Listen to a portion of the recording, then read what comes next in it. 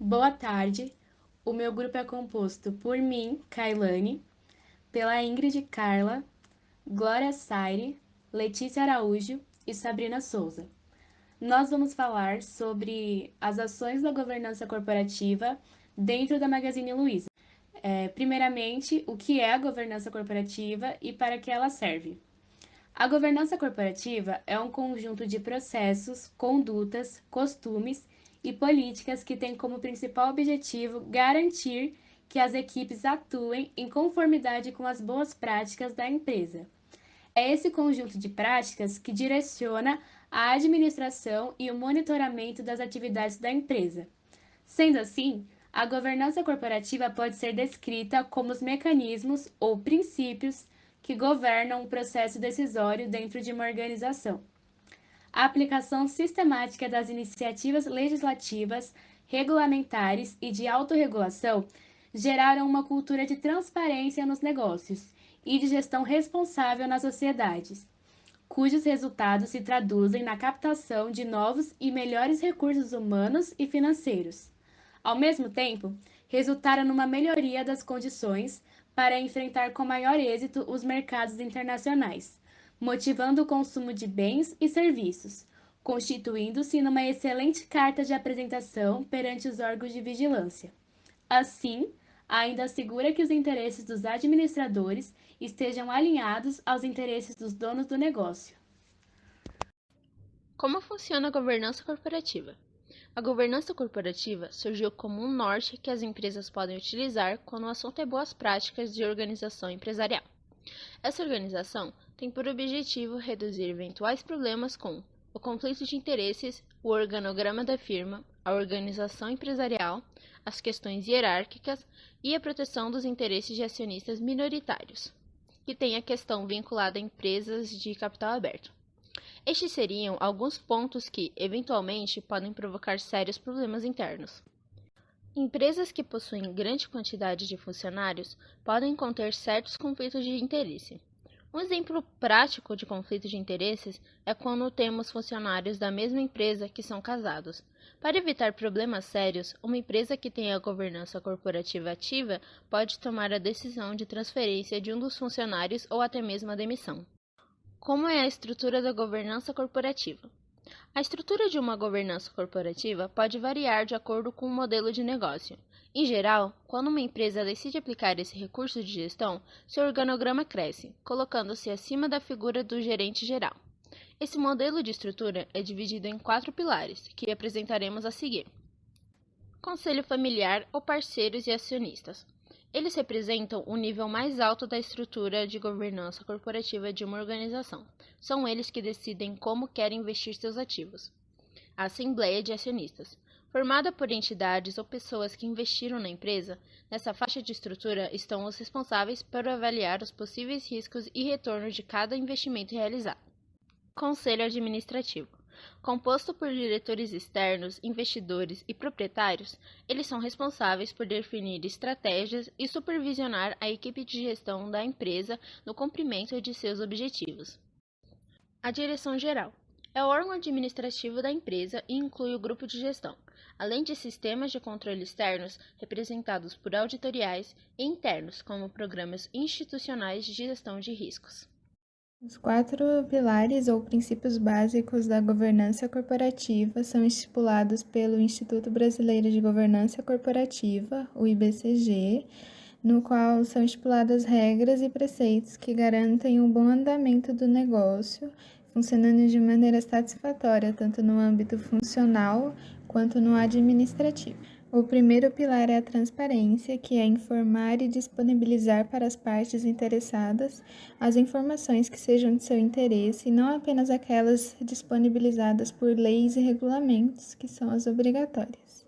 Essa transparência vai resultar num clima de confiança tanto internamente quanto nas relações da empresa com terceiros.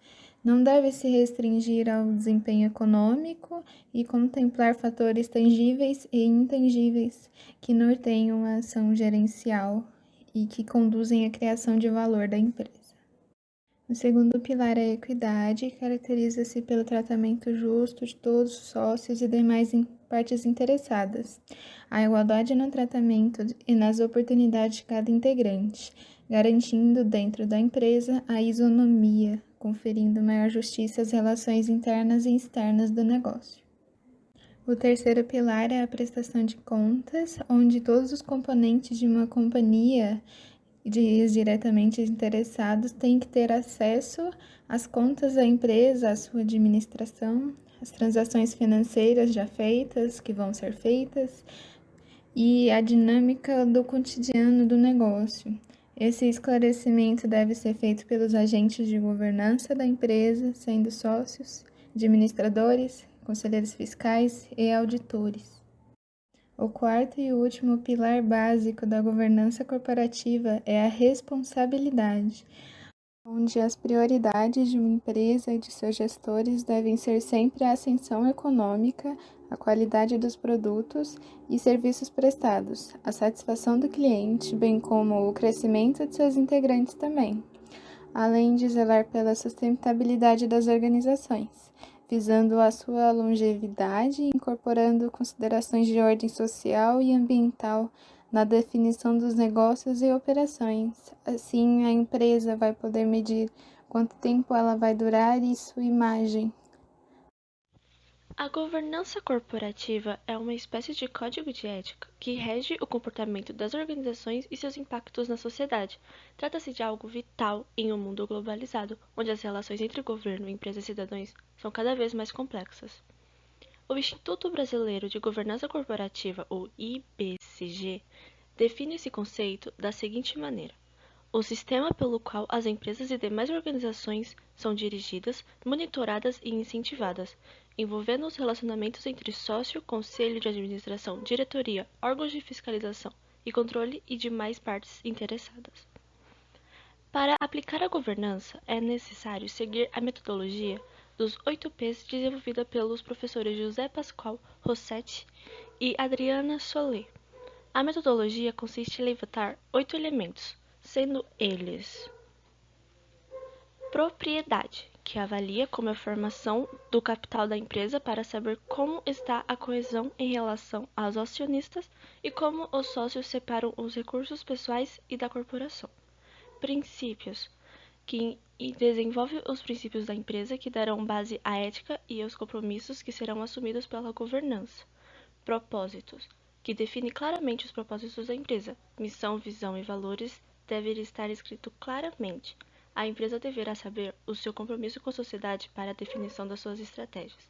Papéis, que define um organograma, deixando claros os papéis hierárquicos de cada função. Afinal, se os papéis não estiverem claramente definidos, poderá haver abuso de poder. Poder, pois é necessário saber como incentivar lideranças participativas, destruindo a imagem do autoritarismo e criando cada vez mais a participação de todos nas decisões estratégicas. Práticas, que criar dados e indicadores para todas as decisões tomadas dentro da empresa, embasando desse modo todas as ações e decisões.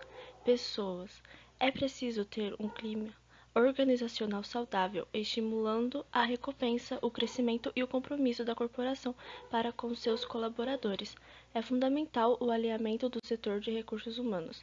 E perenidade, que diz respeito à capacidade da empresa de inovar e, em se tratando de inovação, a forma como irá financiar os seus projetos e a clareza do plano de negócios para a execução dos mesmos.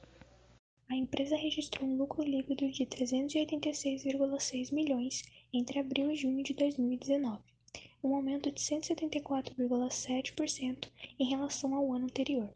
Foi o 10º trimestre de crescimento consecutivo da varejista, que virou a queridinha dos investidores brasileiros. É Deca. Foi assim que o Magazine Luiza, um dos maiores varejistas brasileiros de eletrônicos e eletrodomésticos, anunciou seus resultados do segundo trimestre em suas redes sociais.